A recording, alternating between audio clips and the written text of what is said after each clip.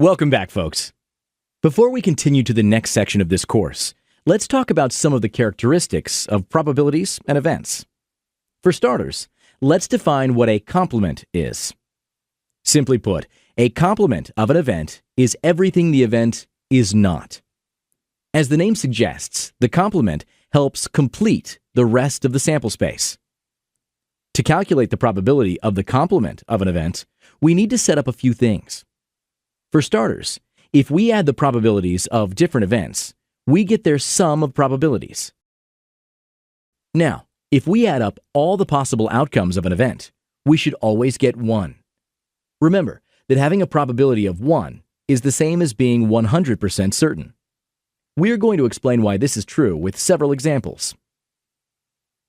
Okay, imagine you're tossing a coin. When it falls, we are guaranteed to get either heads or tails. Therefore, if we account for the sum of all the probabilities of getting heads or tails, we have completely exhausted all possible outcomes. We have accounted for the entire sample space, so we are 100% certain to get one of the two. Since we are certain one of these will occur, the sum of their probabilities should be 1. So, what would it mean if we have a sum of probabilities greater than 1? Recall that probability of 1 expresses absolute certainty. By definition, we cannot be any surer than being absolutely sure, so a probability of 1.5 does not make intuitive sense. Instances where we can get such a sum of probabilities is when some of the assumed outcomes can occur simultaneously. This means we are double counting some of the actual possible outcomes. We will learn how to deal with such issues when we introduce Bayesian notation less than an hour from now. Now, another peculiar case is if we end up with a sum of probabilities less than 1. Then, we have surely not accounted for one or several possible outcomes. Probability expresses the likelihood of an event occurring, so any probability less than 1 is not guaranteed to occur.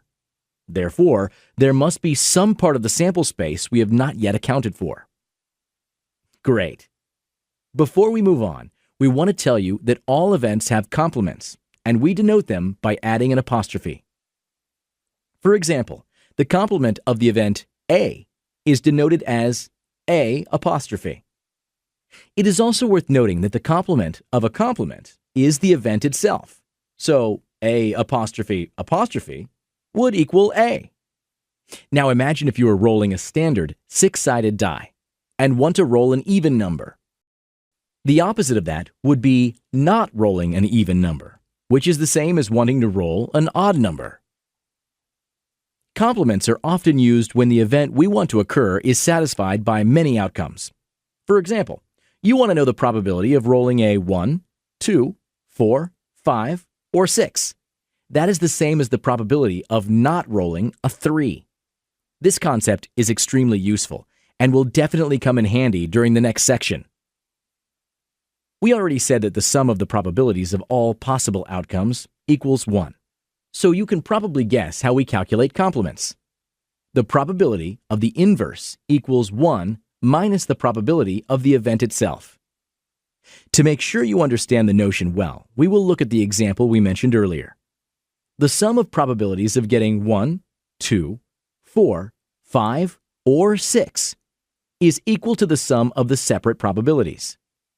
The likelihood of each outcome is equal to 1/6, so the sum of their probabilities adds up to 5/6. Now, another way of describing getting 1, 2, 4, 5, or 6 is not getting a 3.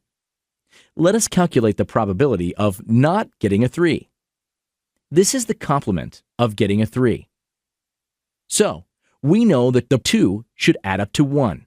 Therefore, the probability of not getting a 3 equals 1 minus the probability of getting a 3.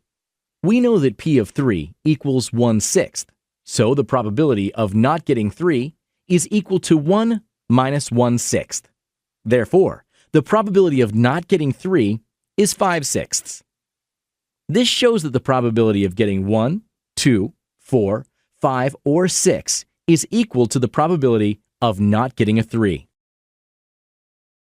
Now that we have explained the basic probability notions, let us get back to the lottery example we explored in the first lesson. In fact, this will happen throughout a series of lessons, where we'll introduce you to the field of combinatorics.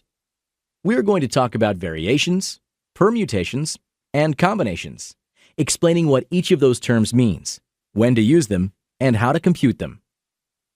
Keep up the good work.